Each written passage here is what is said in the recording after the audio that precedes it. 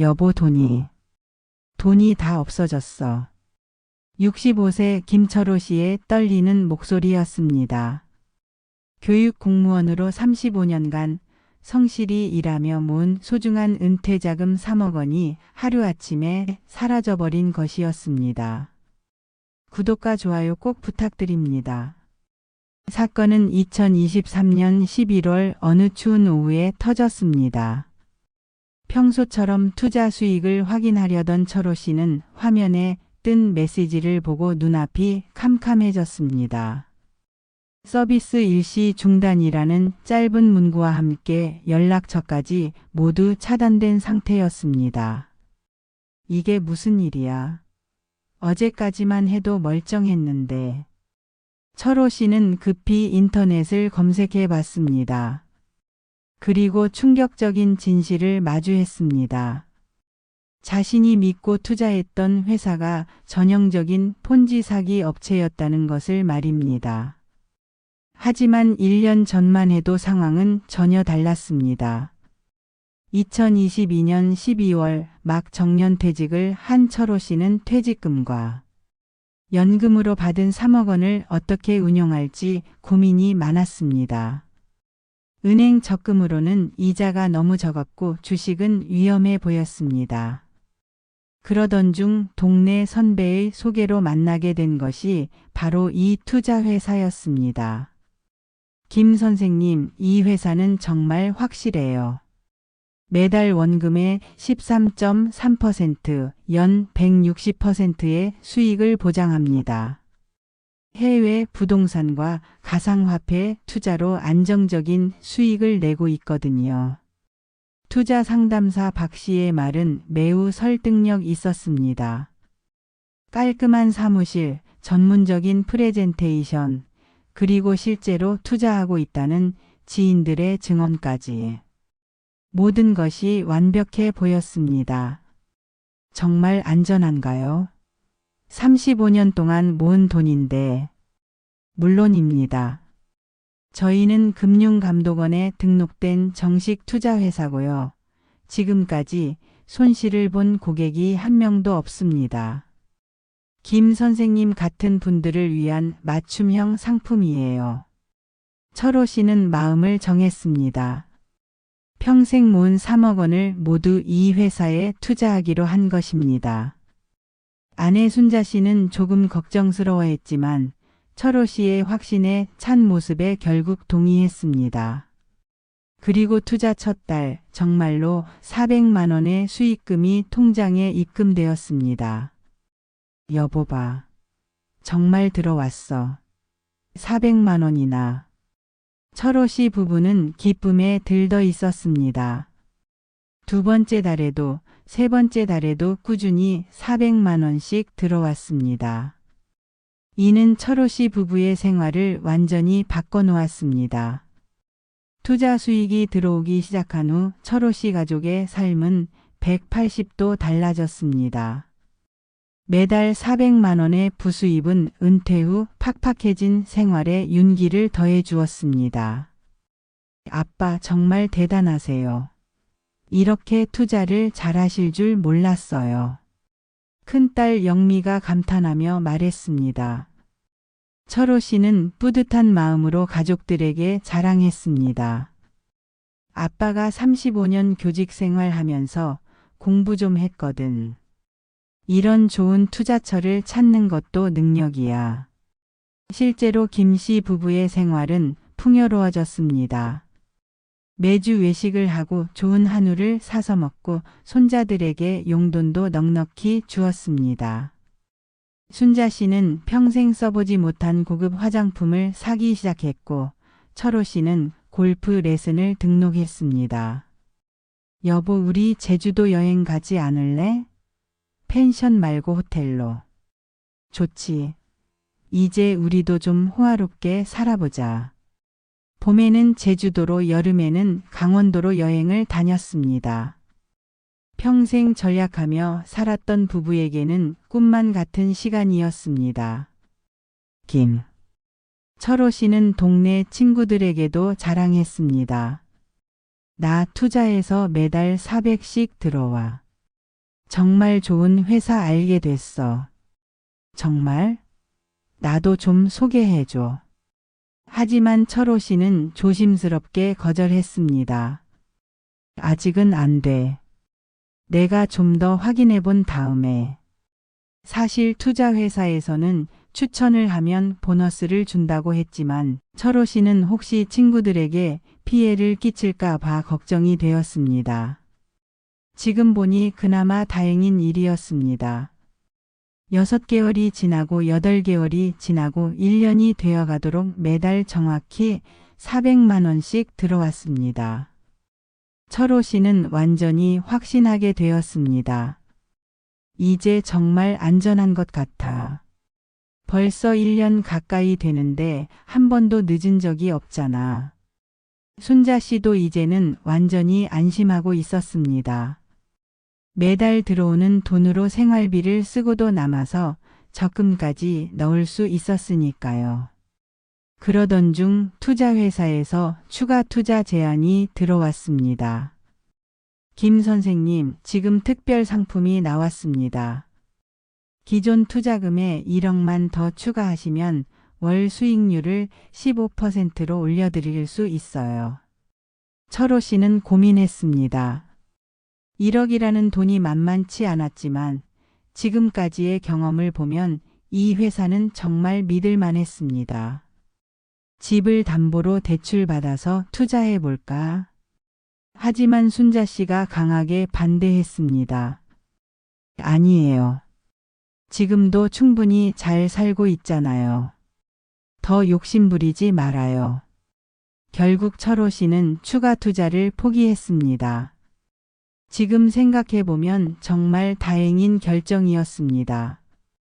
투자 10개월째가 되던 어느 날 작은 균열이 시작되었습니다. 평소보다 이틀 늦게 수익금이 입금된 것이었습니다. 여보, 이번에는 왜 늦지? 아, 회사에서 시스템 점검한다고 했어. 며칠 늦을 수도 있다고. 철호 씨는 대수롭지 않게 여겼습니다. 실제로 3일 후 400만 원이 정상적으로 들어왔고 다음 달에도 문제없이 입금되었습니다. 하지만 11개월째 조금 이상한 일이 벌어졌습니다. 투자회사의 홈페이지가 며칠 동안 접속되지 않는 것이었습니다. 이상하네. 왜 홈페이지가 안 열리지? 철호 씨는 투자 상담사 박 씨에게 전화했습니다. 아, 죄송합니다. 서버 업그레이드 중이라 며칠 불편하실 거예요. 곧 정상화됩니다.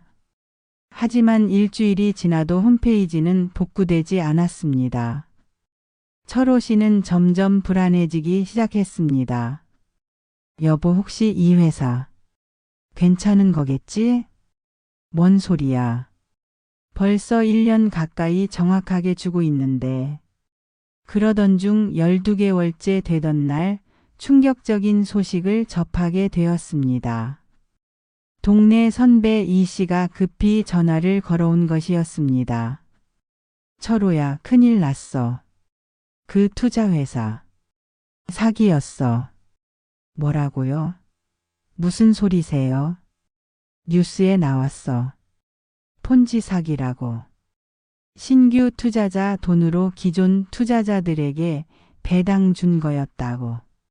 철호 씨는 급히 뉴스를 켜봤습니다. 정말로 자신이 투자한 회사가 검찰에 적발된 폰지 사기 업체라는 보도가 나오고 있었습니다. 허위 투자 상품으로 2만여 명의 투자자들로부터 500억 원을 편취한 혐의로 투자회사 대표 어 씨가 긴급 체포되었습니다. 철호 씨는 그 자리에서 주저앉았습니다. 머리가 핑핑 돌았습니다. 이게 무슨 일이야.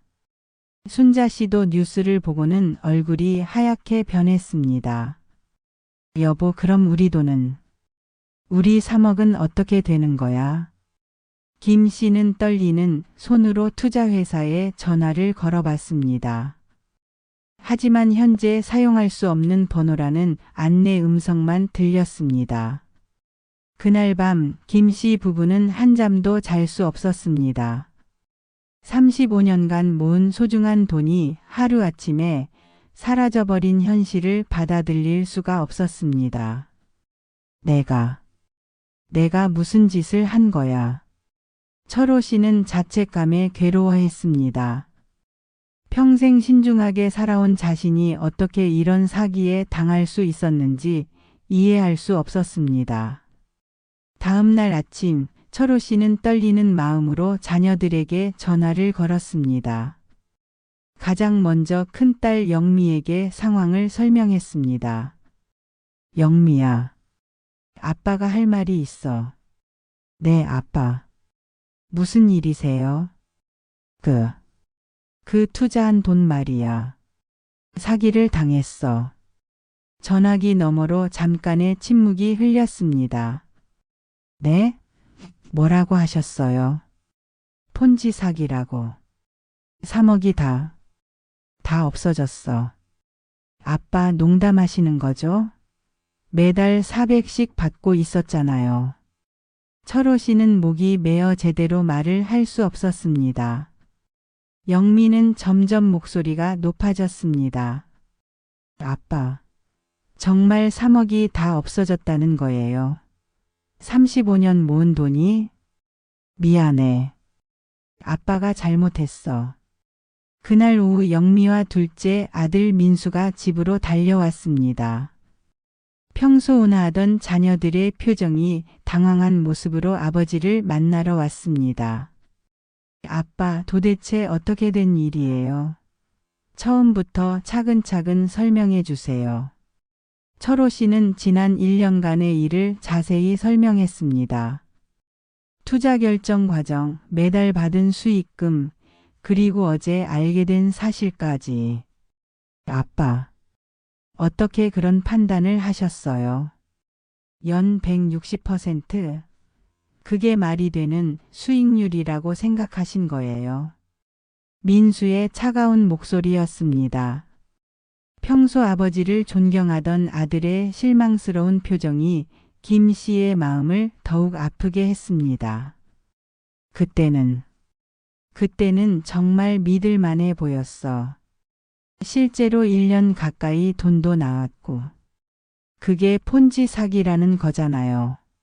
신규 투자자 돈으로 기존 투자자들 배당 주는 거. 언제까지나 지속될 수 있는 게 아니라고요. 영미도 격분했습니다. 아빠, 정말 실망이에요. 그렇게 신중하신 분이 어떻게 이런 말도 안 되는 투자에 돈을 다 넣으실 수가 있어요. 순자 씨가 눈물을 흘리며 말했습니다. 애들아, 아빠도 처음 당해보는 일이야. 그때는 정말 좋은 투자처인 줄 알았어. 하지만 자녀들의 분노는 쉽게 가라앉지 않았습니다. 엄마도 왜 말리지 않으셨어요? 연 160%라는 게 얼마나 비현실적인 수치인지 모르셨어요. 나도 아빠를 믿었어. 가족 간의 대화는 점점 격해졌습니다. 평생 화목했던 가족이 처음으로 심각한 갈등을 겪게 된 것이었습니다. 이제 어쩌죠? 부모님 노후 자금이 다 없어졌는데 그럼 엄마 아빠 생활비는 어떻게 해요? 우리가 다 책임져야 하는 거예요. 자녀들은 현실적인 문제에 대해 이야기하기 시작했습니다. 김 씨 부부는 마치 죄인이 된 듯한 기분이었습니다. 사기 사실을 안 후 일주일이 지났지만 철호 씨는 현실을 받아들이기 어려웠습니다. 매일 아침 일어나면 악몽이었으면 하는 마음으로 핸드폰을 확인했지만 투자회사와의 모든 연락이 단절된 상태는 변하지 않았습니다. 여보, 혹시 돈 찾을 방법이 없을까? 경찰서라도 가봐야 하는 거 아니야? 순자 씨의 간절한 목소리였습니다.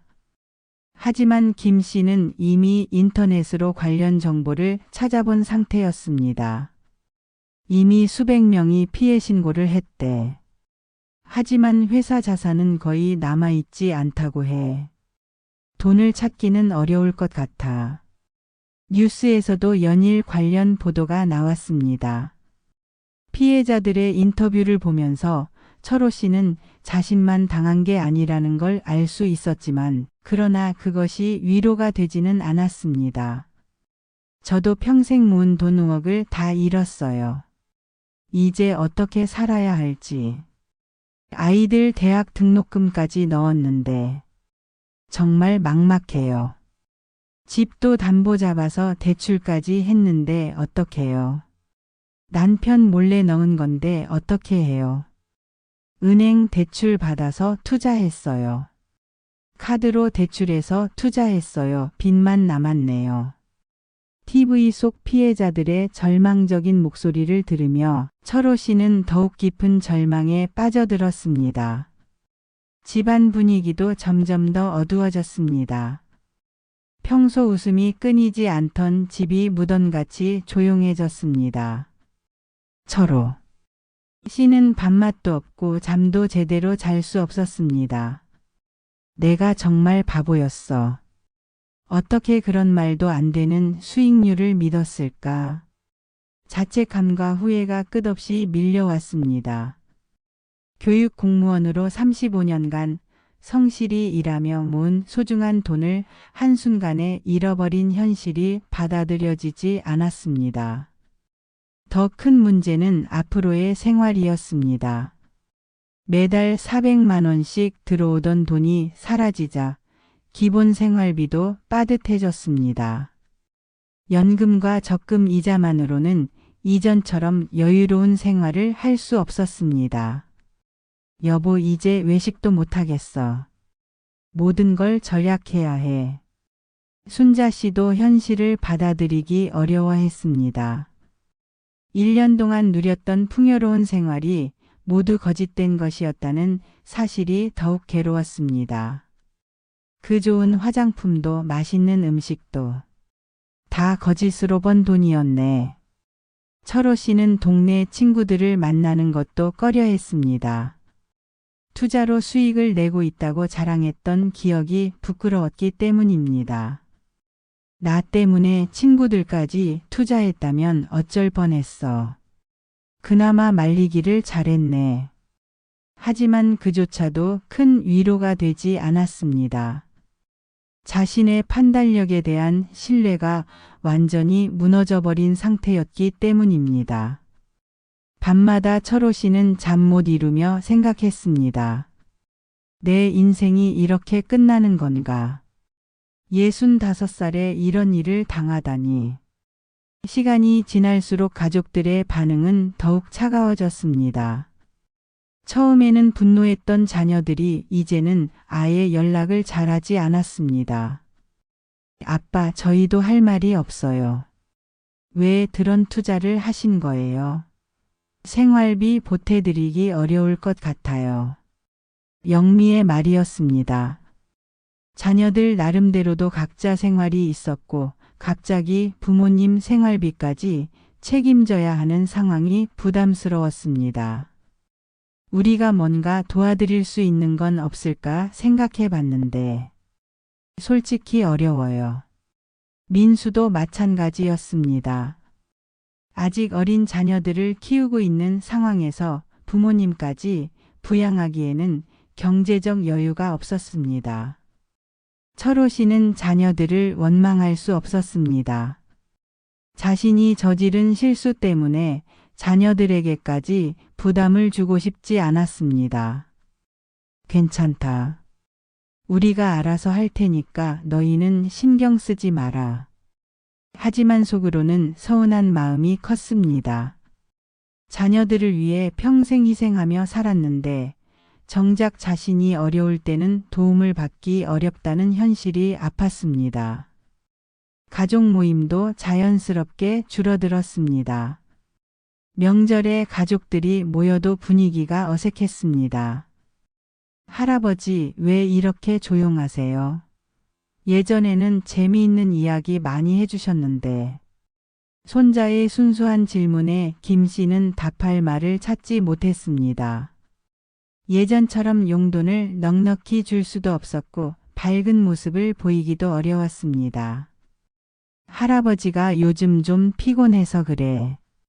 순자 씨도 가족들 앞에서는 억지로 웃으려 노력했지만 예전 같은 자연스러운 웃음은 나오지 않았습니다. 특히 며느리와 사위들의 시선이 부담스러웠습니다. 직접적으로 말하지는 않았지만 시아버지의 무모한 투자로 인해 가족 전체가 어려움에 처했다는 생각을 하고 있다는 것을 느낄 수 있었습니다.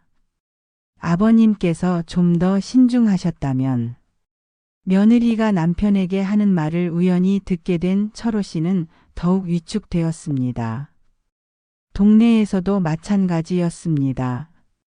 투자 사기 뉴스가 나온 후 동네 사람들의 시선이 달라진 것을 느낄 수 있었습니다. 저기 김 선생님도 그 사기에 당하셨다던데. 아이고 그렇게 똑똑하신 분이 어쩌다가. 뒤에서 수군거리는 소리들이 철호 씨의 귀에 들렸습니다. 평생 지역사회에서 존경받던 교육자였던 자신이 이제는 동정과 비웃음의 대상이 된 것 같았습니다. 철호 씨는 점점 외출을 꺼려했습니다. 사람들을 마주치는 것이 부끄럽고 어려웠습니다. 여보, 이렇게 집에만 있으면 안 돼. 나가서 좀 활동해야지. 순자 씨가 걱정하며 말했지만 철호 씨는 나갈 엄두가 나지 않았습니다. 사기를 당한 지 3개월이 지났습니다. 철호 씨는 서서히 현실을 받아들이기 시작했습니다. 돈을 되찾을 가능성이 거의 없다는 것을 인정하고 남은 인생을 어떻게 살아갈지 고민하기 시작한 것이었습니다. 여보, 우리 이제 정말로 계획을 세워봐야 해. 이렇게 계속 우울해하고만 있을 수는 없잖아. 순자 씨가 먼저 현실적인 이야기를 꺼냈습니다. 남편이 계속 침울해하는 모습을 보면서 자신이라도 정신을 차려야겠다는 생각이 든 것이었습니다. 철호 씨도 아내의 말에 조금씩 마음을 열기 시작했습니다. 그래. 이제 정말 받아들여야겠어. 3억은 없어진 거야. 이제 연금이랑 적금 이자로만 살아야 해. 두 사람은 가계부를 꺼내서 현실적인 계산을 해봤습니다. 따로 저축해 놓은 금액과 아내의 연금을 합쳐 월 170만 원, 적금 이자 20만 원으로 총 200만 원 정도가 매달 들어오는 수입이었습니다. 생활비를 최대한 줄이면 200만 원 안에서도 살 수 있을 거야. 외식은 하지 않고 여행도 못 가겠지만 그래도 굶지는 않겠네. 현실적인 계산을 해보니 오히려 마음이 조금 안정되었습니다. 비록 여유롭지는 못하지만 최소한의 생활은 유지할 수 있다는 것을 확인했기 때문입니다. 철호 씨는 조금씩 외출도 하기 시작했습니다. 처음에는 어색했지만 동네 사람들도 시간이 지나면서 자연스럽게 대해 주었습니다. 김 선생님, 요즘 어떻게 지내세요? 많이 힘드시죠? 동네 슈퍼 사장님이 따뜻하게 말을 걸어주었습니다. 김 씨는 그제야 모든 사람이 자신을 비웃고 있다고 생각했던 것이 착각이었음을 깨달았습니다. 네, 많이 힘들었는데 이제 조금씩 마음을 추스르고 있어요. 그 사기꾼들이 정말 나쁜 놈들이죠. 선생님 같은 분까지 속이다니. 오히려 많은 사람들이 김 씨를 동정하고 응원해주고 있었습니다. 사기를 당한 것이 김 씨의 잘못이 아니라 사기꾼들이 교묘했기 때문이라고 생각하고 있었던 것입니다. 집에서도 부부는 서로를 위로하며 새로운 일상을 만들어가기 시작했습니다. 여보, 우리 텃밭이라도 해볼까? 채소 값도 아낄 겸. 좋은 생각이야. 몸도 건강해질 거고. 작은 베란다에 상추와 깻잎을 심기 시작했습니다. 예전처럼 비싼 한우는 못 사 먹지만 직접 기른 채소로 건강한 식사를 하는 것도 나름의 보람이 있었습니다. 철호 씨는 도서관에도 다니기 시작했습니다. 평생 교육자였던 만큼 책 읽는 것을 좋아했는데 집에만 있다 보니 그런 취미조차 잊고 있었습니다. 역시 책을 읽어야 마음이 평온해지는 것 같아.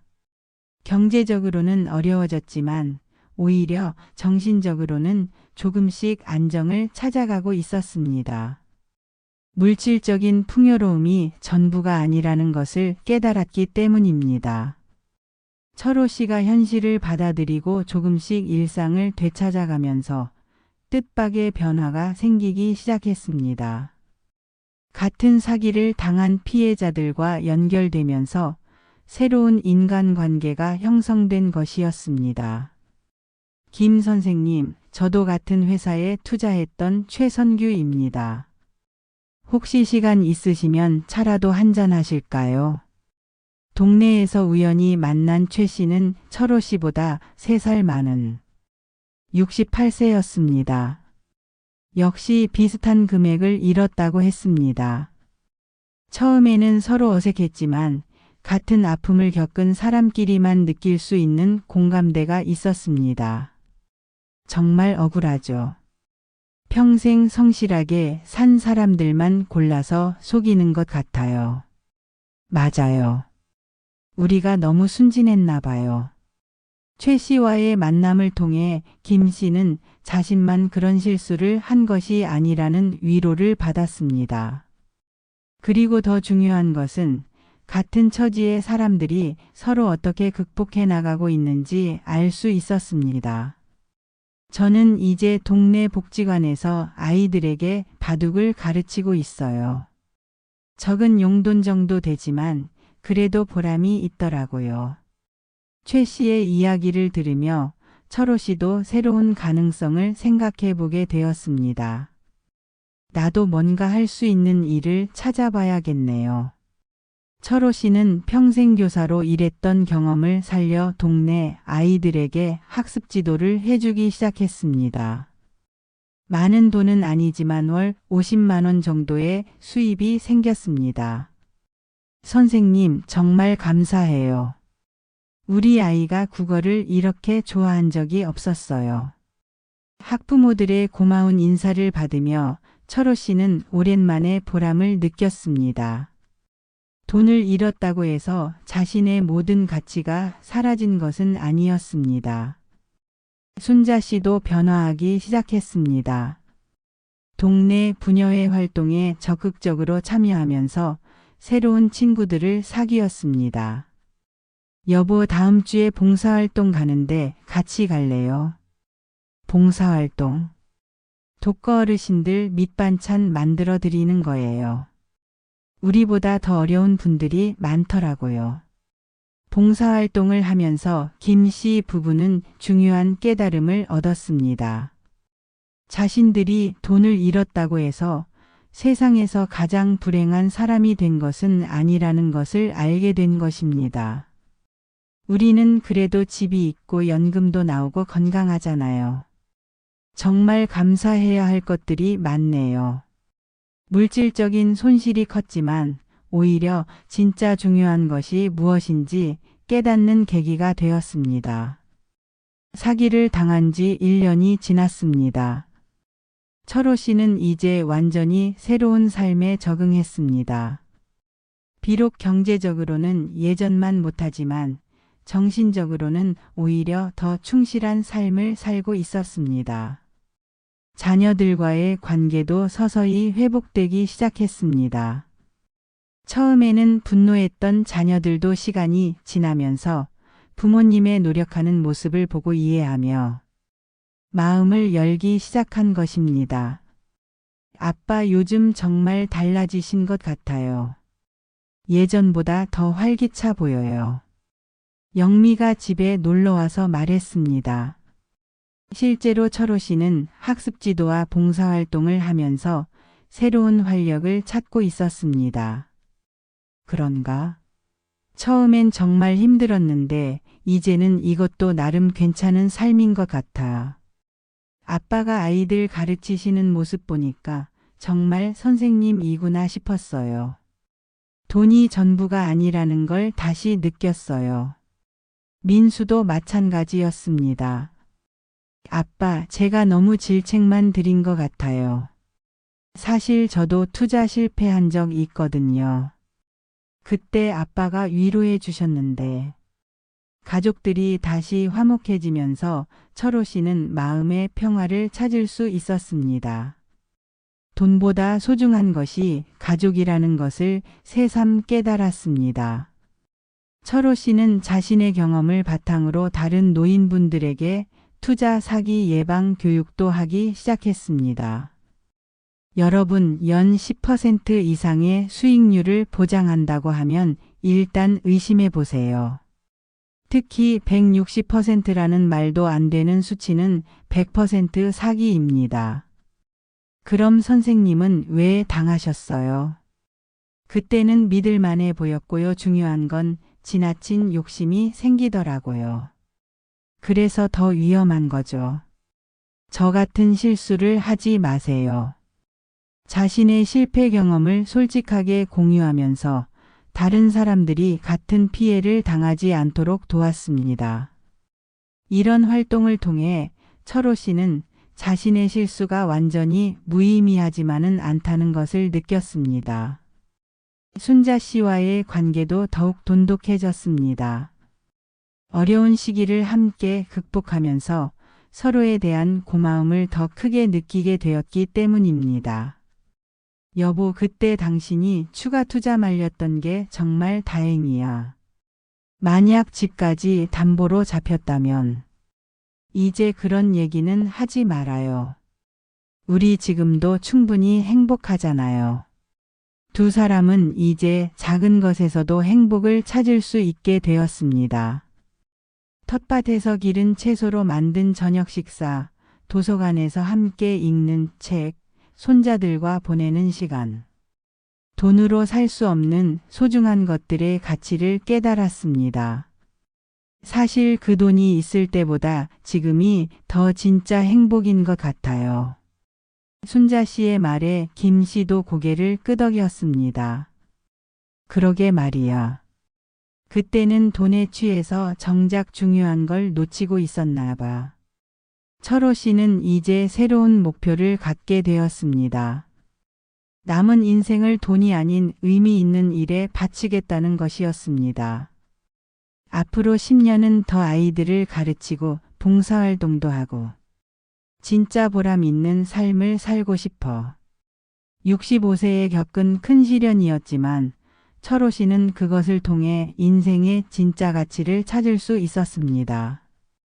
비록 3억 원을 잃었지만 그보다 더 소중한 것들을 얻게 된 셈이었습니다. 돈은 잃었지만 진짜 인생을 찾았어. 철호 씨의 이야기는 이렇게 새로운 시작을 알리며 마무리되었습니다. 여러분은 인생의 실패가 왔을 때 어떻게 대처하셨나요? 댓글로 여러분의 경험담을 남겨주세요. 실패와 좌절을 딛고 일어선 철호 씨의 이야기 들어주셔서 감사합니다. 구독과 좋아요, 알림 설정 부탁드립니다.